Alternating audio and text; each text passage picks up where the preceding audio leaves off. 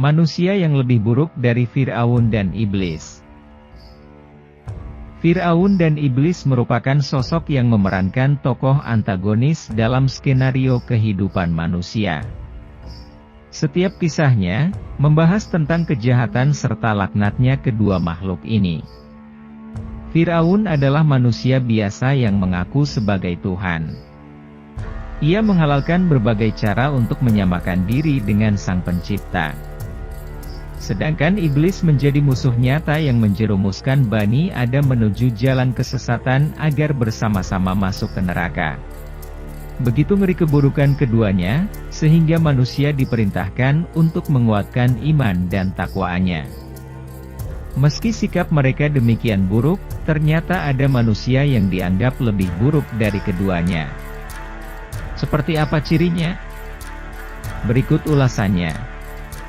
Tidak terbayangkan, bagaimana mengerikannya jika seorang manusia dianggap lebih buruk dibanding keduanya. Pasalnya baik Firaun maupun Iblis saja sudah demikian jahatnya, bagaimana jika lebih buruk dari mereka?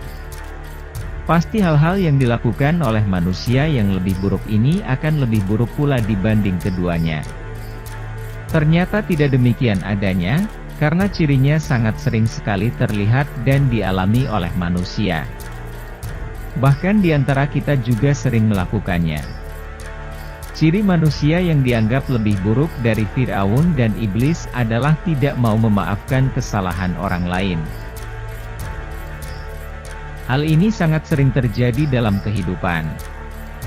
Memaafkan ternyata bukan perkara mudah.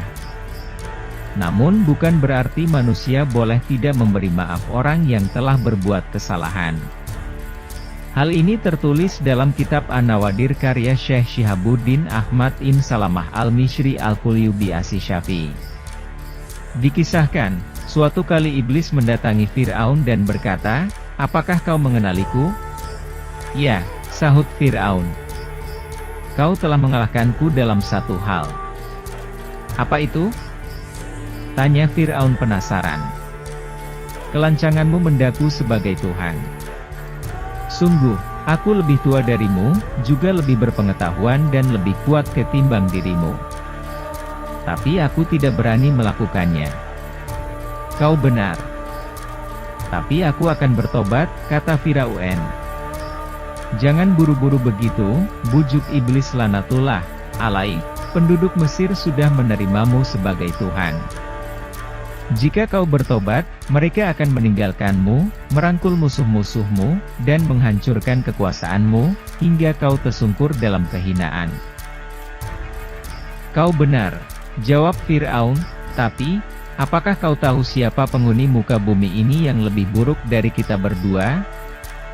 Kata Iblis, "Ya, orang yang tidak mau menerima permintaan maaf orang lain. Ia lebih buruk dariku dan darimu." Memang, perkara memaafkan tidak semudah membalikkan telapak tangan.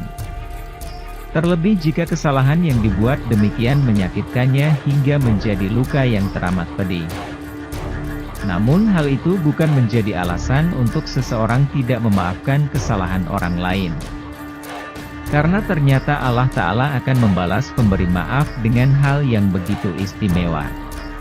Dari Abu Hurairah radhiyallahu anhu, Rasulullah bersabda, "Barang siapa yang didatangi saudaranya yang hendak meminta maaf, hendaklah memaafkannya, apakah ia berada di pihak yang benar ataukah yang salah. Apabila tidak melakukan hal tersebut, memaafkan, niscaya tidak akan mendatangi telagaku di akhirat." Hadis riwayat Al-Hakim. Barang siapa memaafkan saat dia mampu membalas maka Allah memberinya maaf pada hari kesulitan. Hadis riwayat At-Tabrani. Firman Allah Ta'ala. Artinya, dan janganlah orang-orang yang mempunyai kelebihan dan kelapangan di antara kamu bersumpah bahwa mereka tidak akan memberi bantuan kepada kaum kerabatnya, orang-orang yang miskin dan orang-orang yang berhijrah pada jalan Allah, dan hendaklah mereka memaafkan dan berlapang dada. Apakah kamu tidak ingin bahwa Allah mengampunimu? Dan Allah adalah Maha Pengampun lagi Maha Penyayang. Quran Surah An-Nur ayat 22.